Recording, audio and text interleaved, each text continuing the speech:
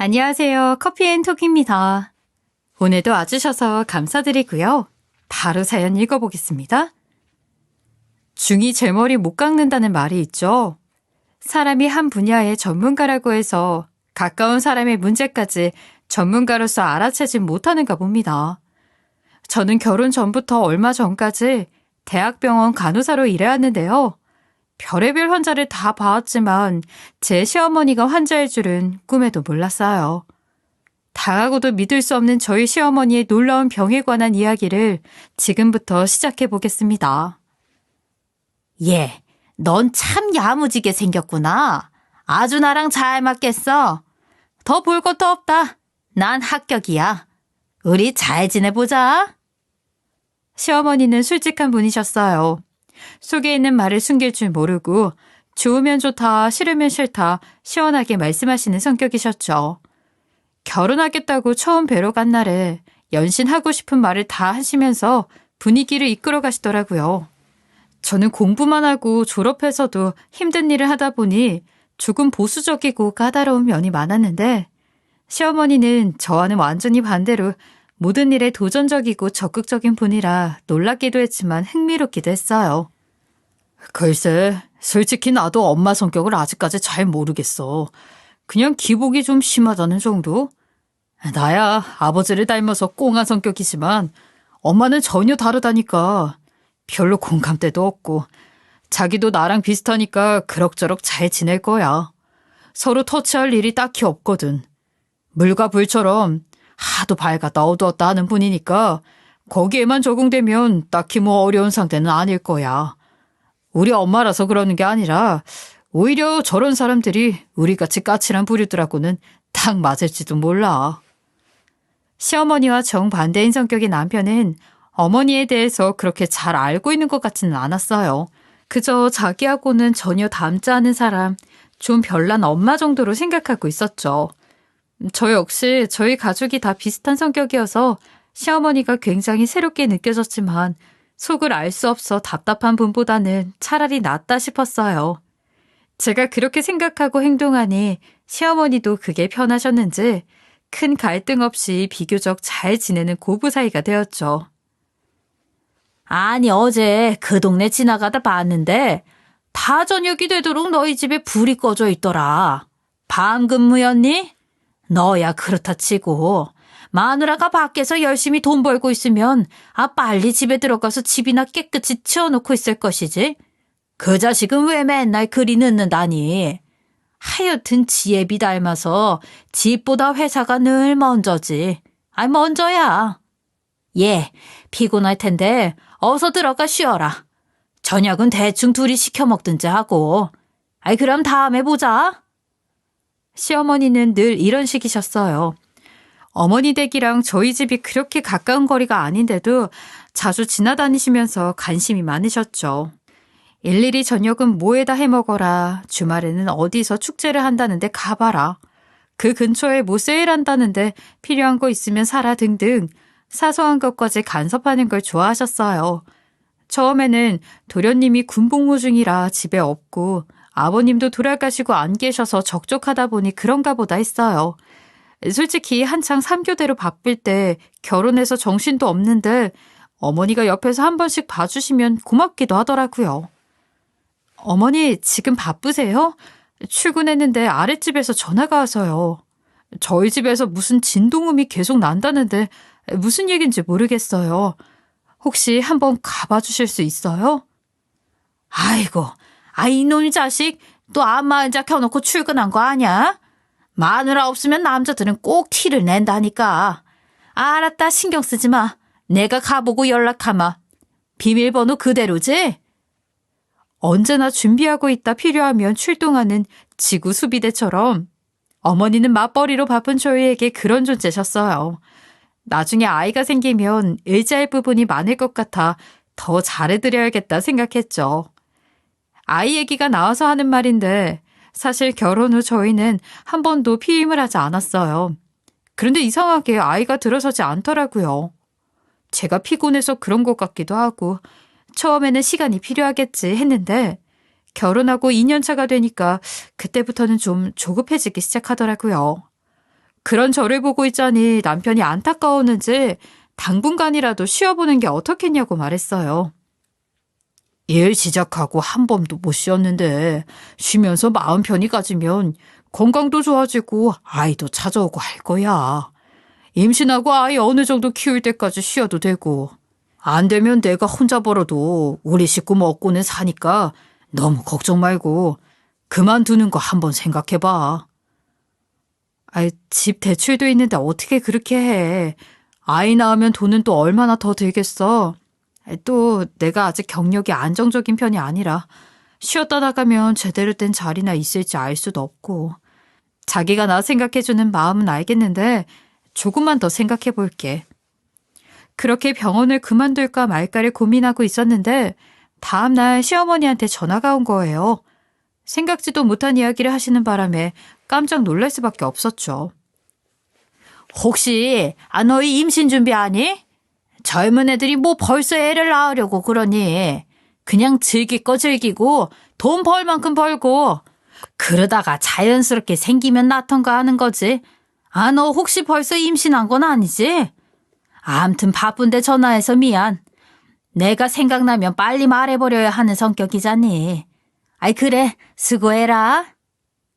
혹시 저희 집에 도청기를 달아놓았나 하는 의심이 들 만큼 바로 전날한 이야기를 하고 계셨죠. 이상한 생각이 들었지만 설마 하고 잊어버리려 했었어요. 남편도 어이없다며 그냥 넘겨버리더라고요. 그런데 어느 날 일이 벌어진 거예요.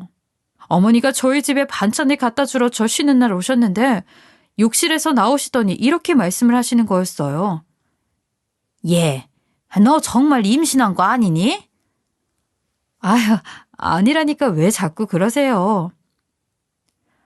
근데 내가 또 속으로 숨기고는 못 사니까. 너 욕실 캐비넷에 여성용품 두고 쓰잖아. 그게 저번에도 그렇고 왜 안 보이니? 생리 안 하는 거 아니야? 정말 놀랄 노자였어요. 어머니가 알고 보니 저희 집 욕실에 있는 제 여성용품을 체크하고 계셨다니 충격적이었죠. 너무 대놓고 보이는 것 같아서 언젠가부터 수건 뒤에 숨겨뒀었는데 그럼 그 전부터 그걸 예의주시하셨다고 생각하니 소름이 끼쳤어요. 어머니, 그건 그냥 제가 뒤쪽에 두고 쓰느라고. 근데 어머니, 저희 욕실 캐비넷까지 뒤져보시는 건 좀... 임신 문제는 저희가 알아서 할게요. 너무 그렇게 저희 사생활까지 깊이 들어오시는 건... 암튼 어머니, 지금 임신한 건 아니에요. 그때 저는 처음으로 시어머니의 다른 얼굴을 봤어요. 평소 시어머니가 늘 들떠있고 목소리도 밝고 하셨다면 그때 시어머니는 차갑게 식어서 강한 냉기를 뿜고 계셨죠. 심지어 그 좋아하시던 말씀도 안 하시고 저를 매섭게 노려보며 서계시만 하더라고요. 마치 저승사자처럼요. 단번에 제가 큰 실수를 했구나. 잠자는 사자의 코털을 건드렸구나 하는 예감이 들었어요. 어머니, 저는 그런 말씀이 아니라 됐다. 이만 가보마. 그렇게 어머니는 싸늘하게 집을 나서셨어요. 자비하시라고 용돈이라도 드렸어야 했는데 너무 죄송하고 마음이 무거웠죠. 그렇게 어머니가 가시고 나니 아무리 생각해도 마음이 불편해서 전화를 드렸어요. 저녁 내내 전화를 드렸지만 어머니는 끝내 받지 않으시더라고요. 그러더니 밤늦게 문자 한 통을 보내 상황을 정리하셨어요. 신경 쓰지 마라. 난 괜찮다. 임신은 너희끼리 알아서 해라. 마음이 편하진 않았지만 어머니가 더 이상 그 얘기를 하고 싶어 하지 않는 것 같아 그만했어요. 그리고 한동안 별 왕래 없이 시간을 보내며 눈치를 보고 있었죠. 그 사이 제가 자꾸 몸살이나 알아놓고 여기저기 아픈 데가 많이 생기면서 결국 일을 그만두게 됐어요. 그동안 몸과 마음이 많이 지쳐 휴식이 필요한 것 같더라고요. 임신도 해야 하는데 아무래도 안 되겠기에 남편과 상의 끝에 아예 일을 그만하기로 했어요. 아이가 생겨도 3교대를 계속하기는 너무 힘들 것 같아 어느 정도 키운 후에 동네 병원을 알아보든지 하려고요. 당장 주택담보대출이랑 생활비랑 내면서 외벌이로 버텨야 하는데 대출 다 갚으면 그런 대로 아끼면서 살 수 있을 것 같아서 그렇게 하기로 했죠. 그리고 병원을 그만두고 집에서 쉰 지 일주일쯤 지났을 때 시어머니가 갑자기 전화를 하셨더라고요. 너 혹시 병원 그만뒀니?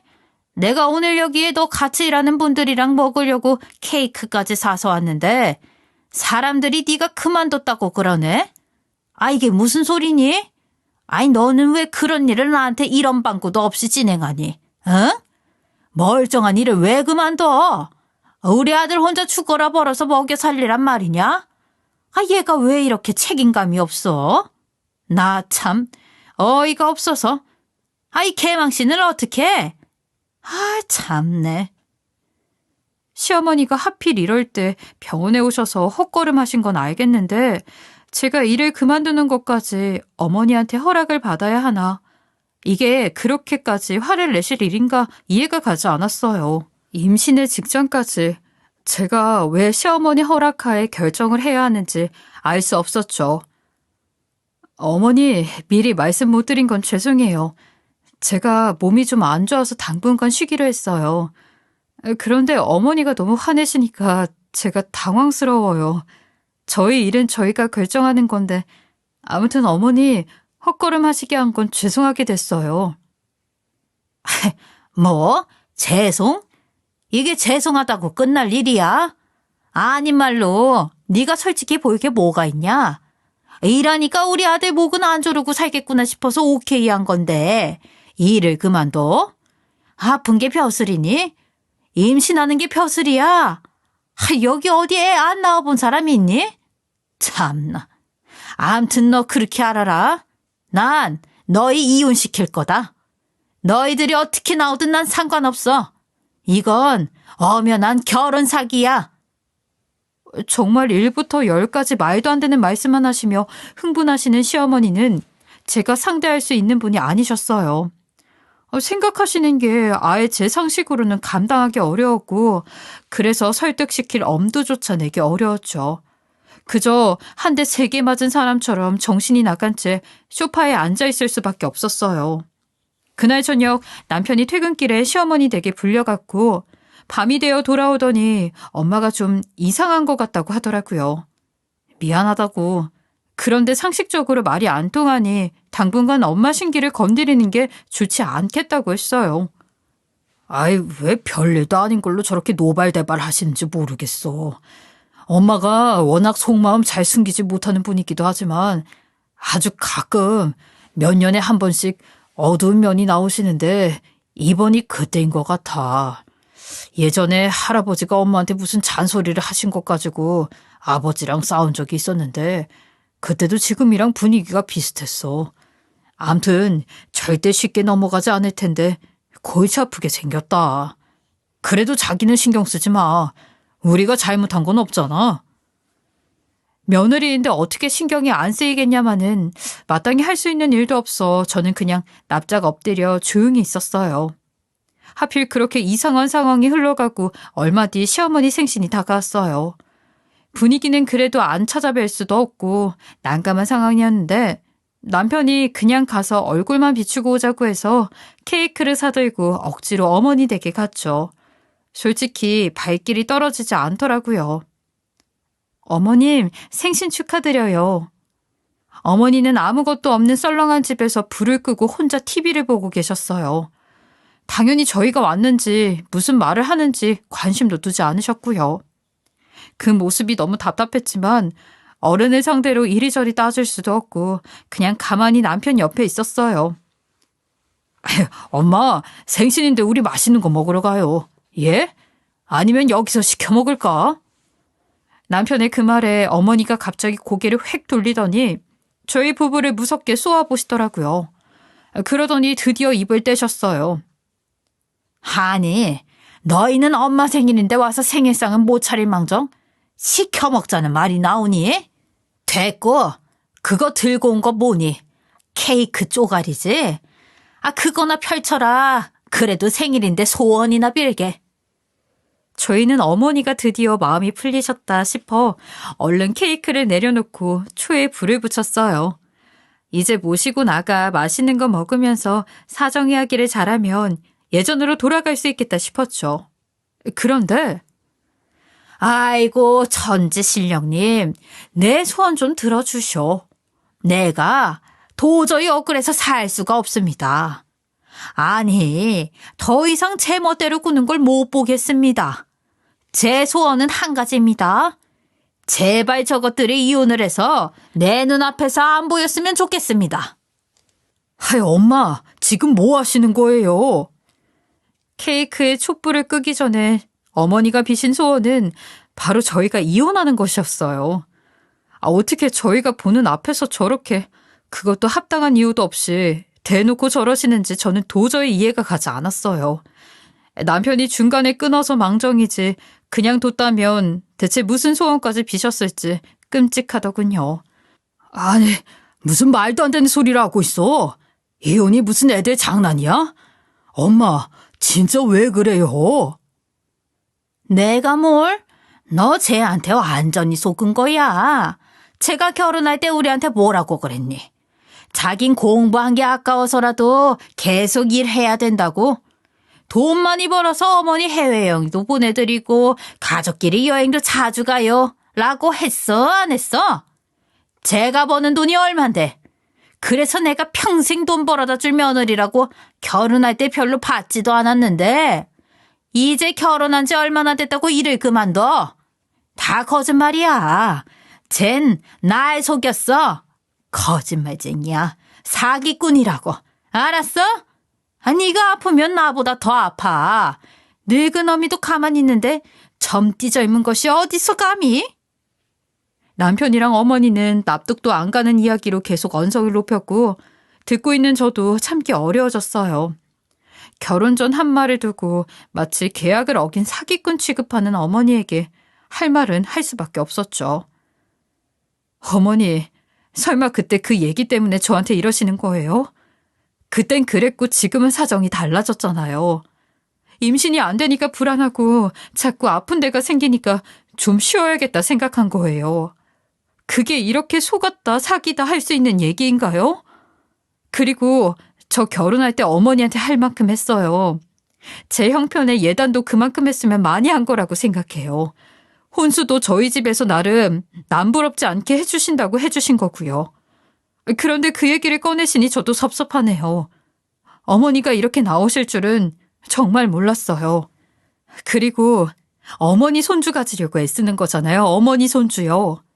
어머니는 손주가 안 기다려지세요? 뭐? 이게 정말? 태어나서 누군가와 이렇게 감정적으로 싸워본 건 처음이었어요. 그 상대가 하필 시어머니라는 게 한탄스러울 뿐이었죠. 결국 남편의 중재로 싸움은 끝났지만 그런 시어머니에게 억하심정이 생겨 저는 시어머니를 미워하게 되었고 시어머니도 저를 대놓고 싫어했어요. 흔히 말하는 고부 갈등이 흔히 말하는 것보다 훨씬 더 강력하게 저를 짓누르게 된 거죠. 그러던 어느 날 반전의 사건이 벌어졌답니다. 군에 있는 도련님이 모처럼 휴가를 나온 온 가족이 다 같이 외식을 하러 나갔어요. 중식당 한복판에서 어머니가 갑자기 쓰러지신 거예요. 엄마, 괜찮아? 누가 119 좀 불러주세요. 다급한 상황에 저는 남편을 제치고 긴급하게 심폐소생술을 시도했어요. 명색이 간호사이기도 했고 시모는 미워도 사람 목숨은 살려야 했기에 땀을 뻘뻘 흘리면서 심폐소생술을 계속했죠. 그러다가 구급차가 왔고 시어머니는 응급실까지 무사히 가 목숨을 구할 수 있었어요. 원래부터 혈압이 낮으셨는데 밀폐된 공간에 갑자기 들어가면서 어지러우셨던 모양이에요. 다행히 큰 병은 아니었어요. 태어난 시어머니는 남편과 함께 어머니 집 대신 저희 집에 오셨어요. 혹시 어머니가 불편해하실까봐 병원에도 못 가고 있었는데 정말 깜짝 놀랐죠. 어머니는 집에 들어오셔서는 절 보시자마자 아이처럼 눈물을 흘리시더라고요. 아이고, 내가 간호사 며느리 덕에 살았다. 아이고, 이 구질구질한 목숨 한번 살려보겠다고 네가 얼마나 힘을 썼니? 그래, 고맙다. 고마워. 너는 내 생명의 은인이야.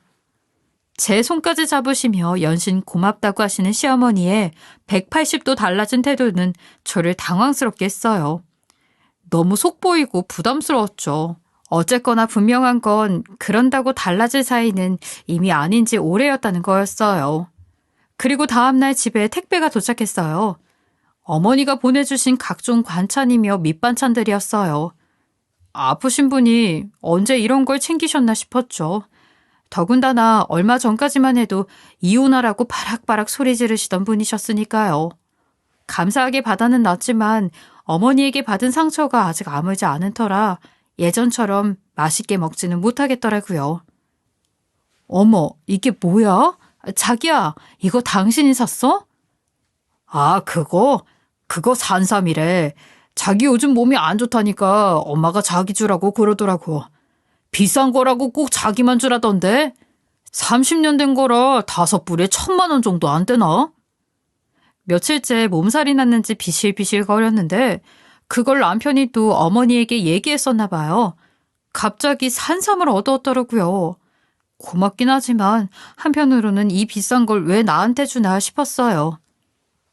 아가, 아프다면서. 아이고, 몸이 안 좋아 어쩌니? 그거 아직 안 먹었지?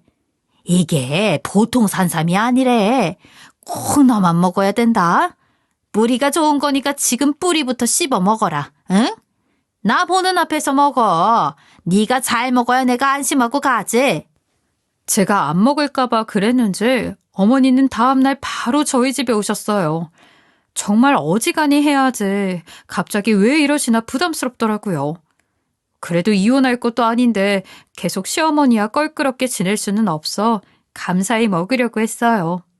그리고 뿌리를 하나 뜯었는데 그때 갑자기 어렸을 때 생각이 나더라고요.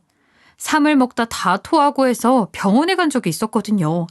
병원에서 제가 삼하고 체질이 안 맞는다고 했던 것이 어렴풋이 생각이 났어요. 자초지종을 말씀드리며 못 먹을 것 같다고 하니 시어머니가 또 안 좋은 표정을 지으셨어요. 아우, 예. 너는 이게 얼마짜린데 사온 사람 정성을 생각해서라도 어떻게든 방법을 찾아봐야 되는 거 아니니?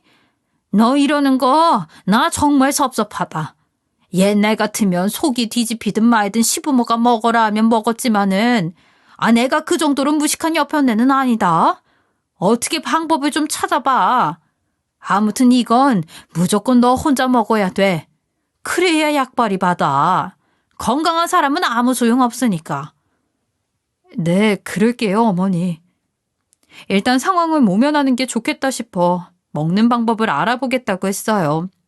어머니는 그런 말을 믿고 돌아가셨고 저는 일단 몸이 좀 괜찮아지면 한의원에 가서 물어봐야 되겠다 싶어 자리에 누웠어요.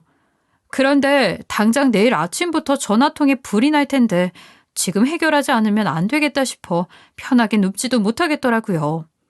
그래서 급한 대로 인터넷을 검색해봤어요. 그랬더니 소화가 잘 안 되는 사람은 산삼뿌리를 끓여 먹으라고 하더라고요. 1,000만 원이나 하는 산삼이라는데 생으로 못 먹는 게 아쉬웠지만 일단 끓여보기로 했어요.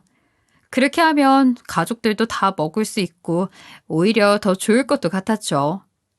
어머니가 내일 아침부터 오시면 무슨 소리를 하실지 모르니 얼른 산삼뿌리를 몇 개 뜯어 주전자에 끓여놨어요. 그때까지만 해도 저는 시어머니를 전혀 의심하지 않았어요. 시어머니가 너무 자연스럽게 행동하셔서 깜빡 속을 수밖에 없었죠. 그런데 다음날 시어머니의 엄청난 꿍꿍이가 드러나고 말았어요. 평범한 사람이라면 너무나 충격적이어서 믿기 힘들 이야기가 바로 제 눈앞에 펼쳐지고 있었어요. 예, 일어났니? 그 산삼은 먹었어? 어떻게 먹으라고 하디? 어머니는 제 예상대로 아침 일찍부터 저희 집에 오셔서 제가 산삼을 먹었는지 확인하셨어요. 그때 마침 한의사인 아는 언니에게 전화가 왔어요. 이렇게 먹어도 되느냐고 물어보려고 어제 전화를 했었는데 안 받더니 이제 확인한 모양이었어요. 어머니 잠시만요. 저 한의원에서 전화가 와서. 그래. 그런데 이건 뭐야? 보리차니? 어머니는 끓인 산삼뿌리를 식히려고 담아둔 유리병을 보셨고 저는 통화 중이라 그게 산삼이라고 묻는 건 줄 알고 고개를 크게 끄덕이고 방에 들어가 전화를 받았어요. 그리고 전화를 받고 나와보니 시어머니가 그 물을 마시고 계시더라고요. 목이 마르셨는지 2컵이나요. 어머니, 그거 드셨어요? 맛이 괜찮아요? 근데 맛이 왜 이러니? 구수하질 않네. 이거 그거예요. 어머니가 주신 산삼이요. 지금 아는 한의사 언니한테 전화로 물어봤는데요. 이렇게 끓여 먹으면 괜찮을 거래요. 더 끓일 테니까 어머니도 한 병 가져가. 이게 그 산삼 뿌리를 끓인 거라고? 보리차가 아니었어? 네, 일단 2뿌리만 끓여봤어요. 저 같은 사람을 이렇게 끓여서 라고 하자마자 시어머니는 갑자기 얼굴이 울그락불그락해지더니 싱크대로가 구역질을 하기 시작했어요. 아니, 좀 더 정확히는 자기 목을 자기가 쥐어잡고 손가락까지 넣어가며 억지로 토해내고 있었죠. 어머니, 왜 그러세요? 맛이 이상해요? 어머니도 저랑 같은 체질이신가? 그리고 시어머니가 구역질을 하다 말고 다가오는 저의 뺨을 세차게 올렸어요.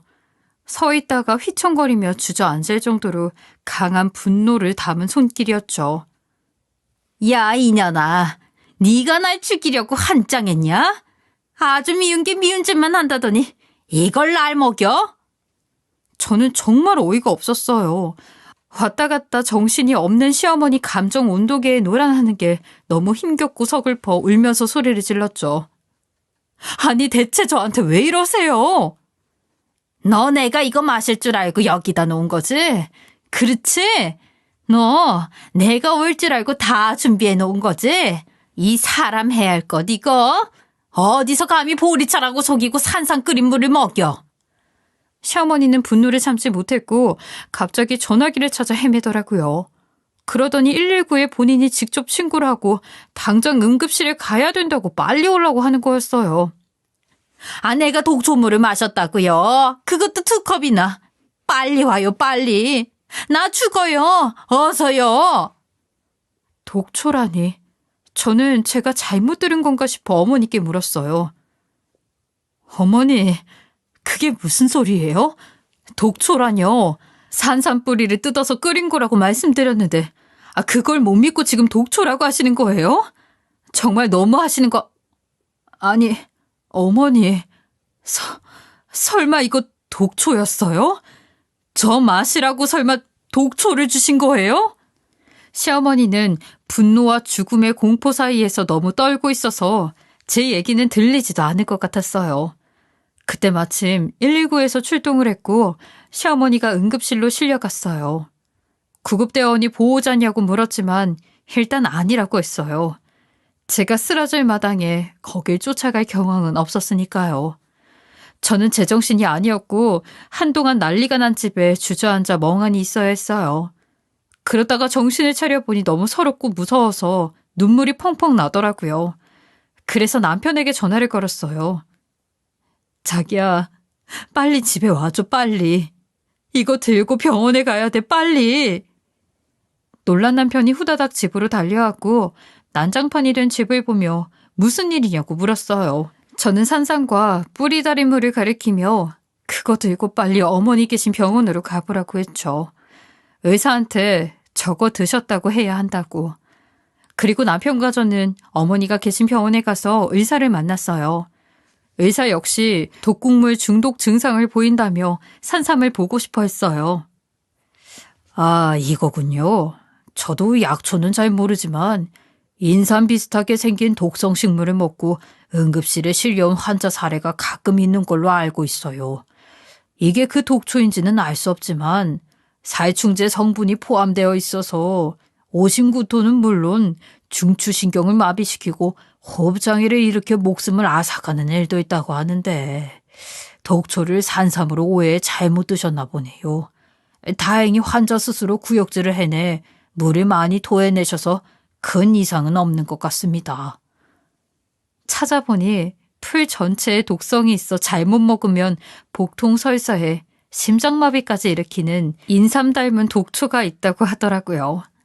저는 시어머니가 저에게 그걸 먹이려고 했다는 생각에 치를 떨었어요. 아무리 며느리가 싫어도 그렇지 어떻게 그럴 수가 있는지, 치명적일 수도 있다는 걸 알면서 독초를 산삼으로 속여 끝까지 먹이려 했다는 사실이 믿어지지 않았어요. 남편 역시 이 사실을 믿기 어려워했고 저희들 사이엔 한동안 아무 말 없이 무거운 침묵이 흘렀어요. 그리고 잠시 후 간호사가 다가와 환자가 너무 난동을 피운다며 보호자가 와야 할 것 같다고 말해 할 수 없이 둘이 함께 어머니에게 갔죠. 아이, 독을 먹었다고 당장 위세척을 해야 한다는데 왜 안 해줘? 너희들이 그러고도 의사야? 여기가 병원이야? 나 다른 병원 갈 거야. 아, 빨리 나 살려내, 이 사이비들아. 살려고 바락바락 악을 쓰는 시어머니를 보니 저는 참을 수가 없었어요. 그래서 시어머니의 얼굴에 들고 온 독초를 던져버렸죠. 정말 저한테 이걸 먹이려고 하셨어요? 정말 그러셨어요? 사람이 그래도 아들하고 같이 사는 여자한테 어떻게. 어머니 제정신이세요? 어떻게 나한테 그래요? 어떻게 나한테. 어떻게 사람이 이렇게 악마 같은 짓을 할 수 있어요? 어떻게. 완전히 이성을 잃은 저는 미친 사람처럼 난리를 쳤어요. 직장 하나 관둔 걸로 결혼 사귀다 어쩌다 하면서 이혼시키려고 하더니 이제 하다하다 저를 없애려고까지 했다는 사실에 온몸에 소름이 다 돋았죠. 결국 저는 독초를 먹은 시어머니 옆에서 쓰러졌고 응급실에 누워있는 신세가 됐어요. 눈을 떠보자 제 옆에는 남편이 있었어요. 자기야, 괜찮아? 괜찮은 거지? 저기요, 여기 깨어났어요. 빨리 좀 와주세요. 남편은 눈물범벅으로 제 손을 잡고 애타게 깨어나길 기다린 모양이었어요. 실신한 걸 가지고 독에서라도 깨어난 것처럼 정신 못 차리는 모습을 보니 안쓰럽더라고요. 마음 같아선 남편이고 뭐고 다 끝내고 소송으로 가고 싶었지만 남편의 얼굴을 보니 또 달라지더군요. 괜찮아. 어머니는. 엄마 얘길 뭐하러 물어. 괜찮지? 괜찮은 거 맞지? 큰일 나는 줄 알고 내가 얼마나 놀랐는데. 남편은 갑자기 아이처럼 울었어요. 그때 군복을 입은 도련님이 응급실로 뛰어들어오는 게 보였어요. 도련님, 형수, 괜찮아요? 이게 대체 무슨 일이야, 형? 겉봐, 내가 말했지? 엄마 치료 필요하다고. 내가 이럴 줄 알았어. 결국 엄마가 우리 가족 다 망쳐놓을 줄 알았다고. 조용히 해, 임마. 마침 휴가를 나온 도련님은 형의 연락을 받고 병원으로 왔고 충격적인 이야기를 해줬어요. 아무래도 일찍 독립한 형보다는 어머니와 둘이 산 시간이 길기 때문에 어린 도련님은 어머니의 이상한 증세를 오래전부터 의심했었던 거죠. 그래, 어쩌면 네 말이 맞는지도 몰라. 그럼 그게 사실이라면 우리 이제 어떡하니? 결국 남편과 도련님은 저희 집에 돌아가 긴 대화를 나눈 끝에 어머니의 치료를 시작하기로 했어요. 위세척이 아니라 정신과 치료를요. 전부터 이상했던 행동을 생각해보니 경계성 인격장애가 의심됐고 환자 스스로는 벗어나기 힘든 지경인 것 같아 치료를 시작하기로 보호자끼리 합의한 거였어요. 두 사람이 심각하게 밤새 얘기하는 동안 저는 옆에서 가만히 듣고만 있었어요. 어머니가 정신병이라면 차라리 이해가 갈 것도 같았고 한편으로는 계속 치료하고 돌보면서 고통받을 날들이 벌써 끔찍하게 느껴지기도 했죠. 오만 가지 생각에 잠이 오질 않았어요. 남편과 도련님은 결국 저에게 동의를 구하고 병원 의료진의 협조를 얻어 같은 병원의 정신과 병동에서 어머니를 치료받게 했어요. 그 과정에서 어머니는 우울, 분노가 왔다 갔다 하는 기복이 매우 심한 중증 경계성 인격장애 진단을 받았고 저를 해하려 한 전적이 있으니 담당 의사는 입원 치료가 필요하다고 했어요. 어릴 적에 안 좋은 일을 많이 겪고 자라신 것 같습니다. 벌써 세월이 오래 지났는데 한 번의 치료도 없이 평생을 살아오셨으니 본인도 힘들었겠죠. 병인지조차 인지를 못하고 사시는 분들이 많습니다. 이런 경우 가족들이 극심한 피해를 겪게 되는데 용케 잘 버텨오셨네요. 지금부터라도 입원 치료하면서 좋아지시길 바라봐야죠. 물론 어머니 본인은 끝끝내 거부하셨지만 가족을 위해 남편과 도련님은 보호자로서 긴급 입원 동의를 하고 어머니의 입원 치료를 시작하기로 했어요. 이 놀라운 일들이 벌어지는 동안 저는 집에서 쉬면서 한동안 생각을 정리했습니다. 계속 이 결혼을 끌고 갈지 말아야 할지 고민됐어요. 하지만 사죄하는 남편의 진심을 느꼈고 서서히 마음이 풀려 이혼은 하지 않기로 결심했죠. 그 무렵 저희 부부에게는 아기가 생겼습니다. 임신 사실을 알게 된 순간 하늘이 주신 선물이라 생각하고 감사의 눈물을 흘렸어요. 그리고 처음이자 마지막으로 어머니를 면회하러 갔죠. 잘 지내셨어요? 네가 감히 여기로 오다니? 아, 정말 낯짝도 두껍구나. 저 임신했어요. 어머니 손주예요. 어머니는 갑자기 아무 말도 하지 않으시더니 눈물을 보이시더라고요. 그렇게 한참을 울더니 아까 호통치던 모습은 온데간데 없는 작은 목소리로 말씀하셨어요. 예, 나 약 먹으면 낫는 거니? 낫는 거 맞아? 글쎄요. 치료 잘 받으셔야지요. 나 낳고 싶다. 나 낳을 테니까 아기 낳으면 꼭 보여줘야 돼. 응? 손주 얘기가 나오자 아기처럼 순해진 어머니를 보니 이젠 엄마로서 나쁜 마음을 먹어 무엇하냐는 생각이 들더라고요. 그래서 그냥 어머니를 용서하기로 했어요. 쉽지는 않겠지만 제 남편의 어머니이자 제 아이의 할머니는 그저 아픈 분이라고 인정하고 살려고요. 살다 보니 제 인생이 드라마보다 드라마같이 느껴지는 순간이 있더라고요. 덕분에 많이 성숙해지고 가족의 소중함도 느끼게 되었어요. 여러분은 부디 저와 비슷한 경험이라도 겪지 않고 평범하게 사시길 바라면서 제 긴 이야기를 이제 마칠게요. 들어주셔서 감사해요. 지금까지 커피앤톡이었습니다. 오늘도 끝까지 함께 해주셔서 감사하고요. 다음 영상으로 또 찾아뵙겠습니다.